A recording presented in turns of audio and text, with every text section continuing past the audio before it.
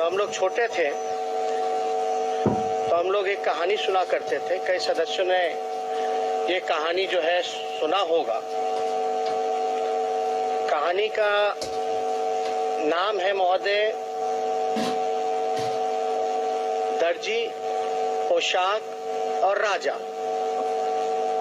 दर्जी, पोशाक और राजा। एक राजा के दरबार में महोदय दो दर्जी जाते हैं और राजा से कहते हैं कि हम आपके लिए ऐसा पोशाक बनाना चाहते हैं जो देवता लोग पहनते हैं। राजा बड़ा प्रसन्न हुआ। प्रसन्न होकर के बोलता है कि आप बनाइए मेरे लिए एक पोशाक। दर्जी कहता है वो जो पोशाक जो देवता पहनते हैं उसका धागा जो है हम लोग जो देवलोक से लाएंगे। राजा और प्रसन्न होता है और खुश होता है। लेकिन दर्जी ने एक शर्त रखी कि जब वो पोशाक बनाएंगे, जब वो पोशाक राजा को पहनाएंगे तो वो बेवकूफ लोगों को नजर नहीं आएगा।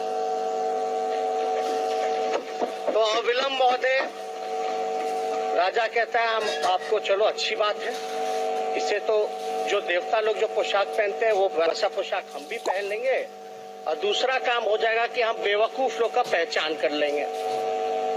राजा और प्रसन्न होता, बोलता मुंह मांगी कीमत हम आपको देंगे। तुरंत काम पे लोग लग जाते हैं महोदय, दोनों दर्जी लग जाते हैं। बहुत दिन हो जाता है, कोई सूचना राजा को नहीं मिलती। राजा बेचैन होते कि क्या हो रहा है, पोशाक बन रहा है कि नहीं बन रहा। तो वो अपने दो मंत्रियों को दर्जी के पास भेजते हैं कि जाओ देख के आओ कि क्या काम चल रहा है, कैसा काम चल रहा है। तो दो मंत्री जाते हैं महोदय। दरवाजा खोलने से पहले दर्जी आपस में बातचीत करते हैं, उसकी आवाजें मंत्रियों को आती है। फिर मंत्री जी अंदर जाते हैं दोनों और देखते हैं कि दो दर्जी ऐसे हाथ पर मार रहा है। अब मंत्री को ख्याल आता, रे हमको तो नजर नहीं आ रहा, लेकिन नजर आ रहा नहीं बोलेंगे कि नहीं आ रहा तो हमको तो सब लोग बेवकूफ समझेगा।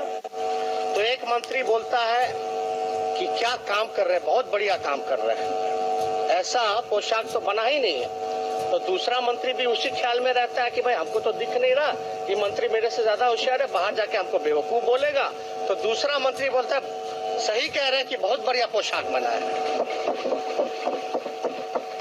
तो दोबारा मंत्री जाके राजा को बताता है ये बात। राजा बहुत प्रसन्न होता है, बहुत खुश होता है।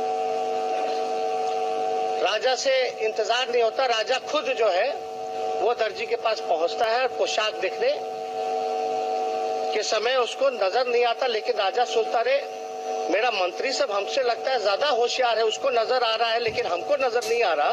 तो राजा जो है चुपचाप रहता है, वो वापस आ जाता है।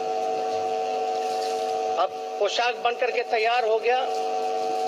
दोनों दर्जी जो है राजा को पोशाक पहनाने जाते हैं महोदय। अब पोशाक पहनाने के बाद पूरे नगर में राजा को जो है घुमाने का, घोड़े पर ढोल नगारा बना करके पहनाने का था महोदय।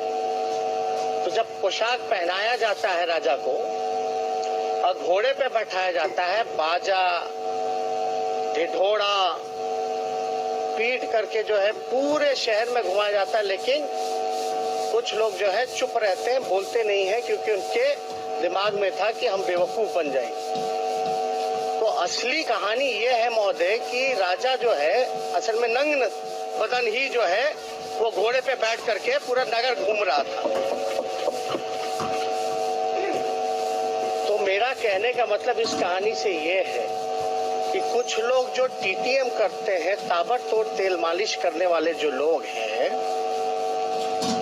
उन लोगों को ही केवल बिहार में सुशासन नजर आ रहा। बिहार के 12-13 करोड़ लोगों को सुशासन पोशाक नजर नहीं आ रहा। ये हकीकत है। अब कुछ लोग चाह करके भी नहीं बोल सकते। कुछ लोग ताबड़तोड़ तेल मालिश में लोग महोदय लगे हुए हैं। तो ये कहानी बड़ा फेमस हो रखा था।